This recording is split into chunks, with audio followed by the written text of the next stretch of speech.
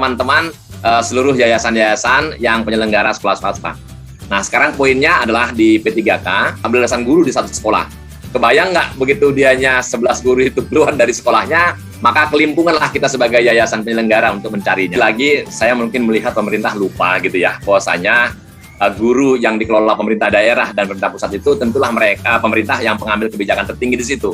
Kalau yang di swasta kan pengambil kebijakannya penyelenggaranya gitu loh Pak. Andai kata kebijakan pemerintah ini dapat dikembalikan kembali di sekolah swasta, semuanya senang Pak. Pasti guru yang lolos P3K dia senang, dianya terangkat kesejahteraannya, yayasannya senang, dan siswanya juga senang, gurunya bagus-bagus. Dan demikian juga pemerintahnya Pak. Saya ingin katakan gini, pemerintah sekarang kan sudah ada program Merdeka Belajar, ada guru penggerak. Guru yang lulus ini malah jadi guru penggerak yang selama ini menjadi program daripada kebijakan Kemendikbud. Guru-guru yang ASN P3K yang lulus di sekolah swasta, tetap di swasta kan dia yang menggerakkan gitu Pak.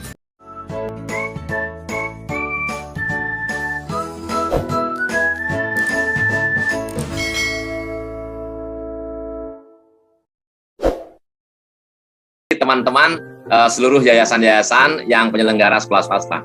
Nah, sekarang poinnya adalah di P3K, ingin saya garis bawahi bahwasanya di satuan pendidikan itu tentulah di sana ada guru, ada kepala sekolahnya, dan ada penyelenggaranya. Tentu ada pemerintah daerah dan pemerintah pusat, dan kami adalah penyelenggara di swasta. Jadi tentulah kami sebagai kan petir di siang bolong, kita ini adem-adem saja menyelenggarakan. Nah, tiba-tiba ada lulus P3K ini ditarik ke pemerintah, tentulah kita kaget luar biasa. Teman-teman ada yang kehilangan 1, 2, 3, 4, 5, sampai ada bahkan belasan siswa, belasan guru di satu sekolah.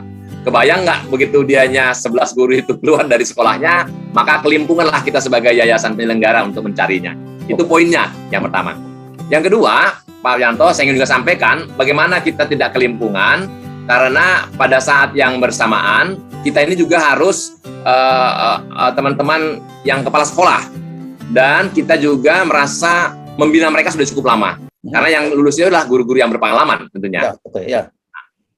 Begitu Pak, jadi statement kami adalah kami sangat mendukung, sangat mengapresiasi, senang. Artinya guru-guru yang swasta itu ternyata lulus, berarti punya kualitas yang baik. Kita senang sekali untuk itu. Ya. Namun begitu ternyata diangkat, ditarik, dipindahkan bedol deso ke sekolah lain, nah di sini kita ampun-ampunan. Okay. Jadi bangganya hanya hitung beberapa menit Pak. Oh bangga, senang kita lulus, alhamdulillah, gitu.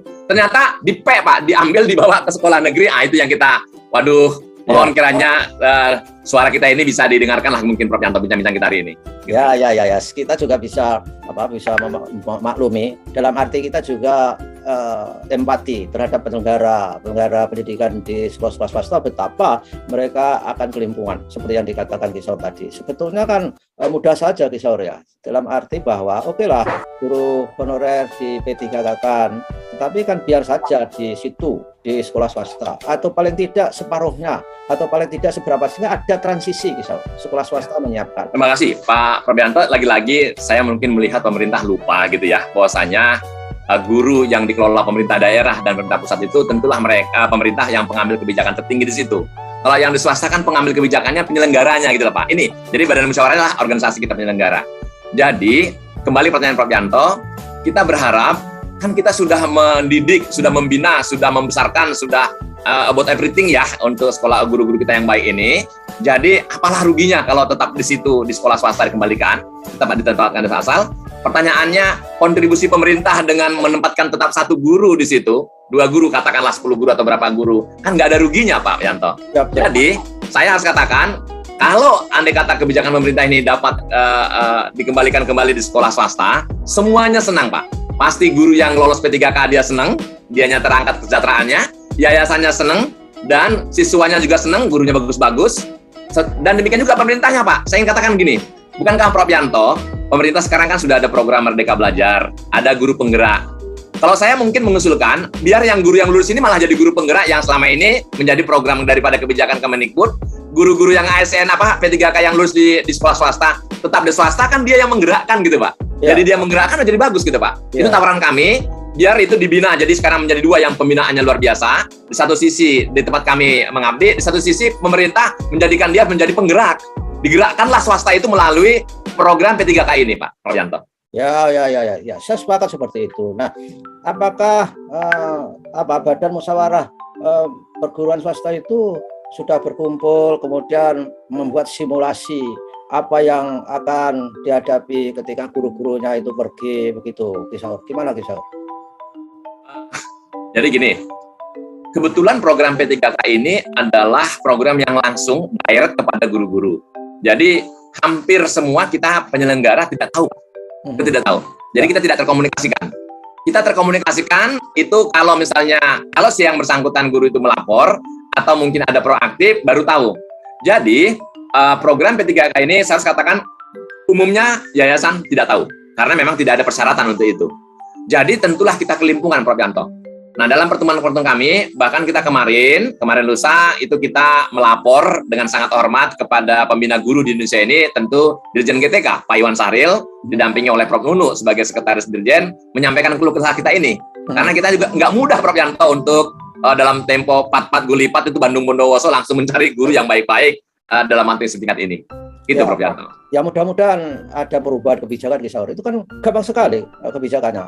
Kemudian bikin SK bersama antara Menteri Keuangan dan Menteri Pendidikan, kemudian mengatakan oke, P3K jalan tapi tetap saja di sekolah swasta. Dengan cara seperti itu saya kira kita memberdayakan sekolah swasta yang notabene kita akan menghadapi luar biasa mengenai bonus demografi.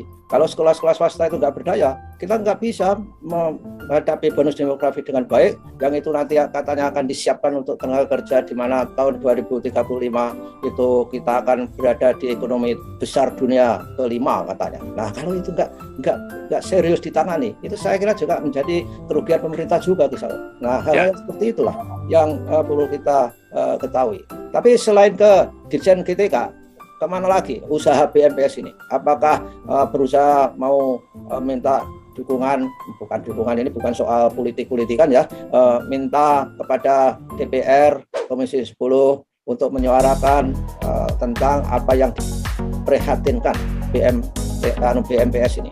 Gimana, Kisaur? Ada rencana begitu nggak, Kisaur? Ada. Belum lama kita sebenarnya tahun lalu kita sudah ketemu, sudah lapor kepada Pak Saiful Huda di Ketua Komisi 10 DPR. Nah, dan belakangan ini kita juga, karena organisasi kita ini kan punya, di samping kita secara kelembagaan, juga berbagai mana organisasi induk kita juga menggunakan secara parsial juga. Misalnya teman-teman dari PGRI, Muhammadiyah, NU, Kristen, Katolik, dan Taman Siswa juga menggunakan masing-masing juga jalurnya, di samping kita bersama-sama. Jadi semuanya kita gunakan pintu, Pak, semuanya. Dan kami juga pendekatan kepada Menpan RB, Pak. Menpan RB karena yang kami tengarai kemarin waktu kita ketemu dengan Pak Dirjen Pak Sahril, Dirjen GTK, bahwasanya itu kan terhalang dengan Undang-Undang Nomor 5 tentang ASN, Pak, begitu.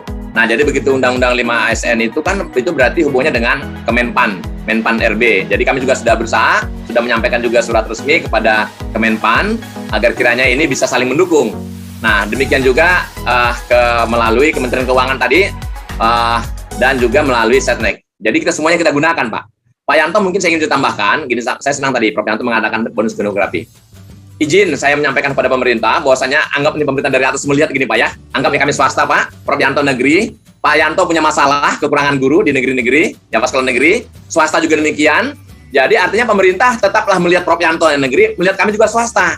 Karena kita dua sama-sama mendidik anak bangsa, gitu loh, Pak. Jadi monggo, jangan dengan menyelesaikan masalah. Jadi kalau boleh kayak pegadaian lah, Pak. Menyelesaikan masalah tanpa masalah. Jangan menyelesaikan masalah, timbul masalah baru. Jadi nanti bahkan sekarang Prof. Yanto di teman-teman akar rumput itu teman-teman guru swasta honorer di negeri dengan guru swasta ini udah mulai ada gap karena ada bersujuan itu berpraduga seolah-olah pemerintah mendukung guru-guru swasta ini.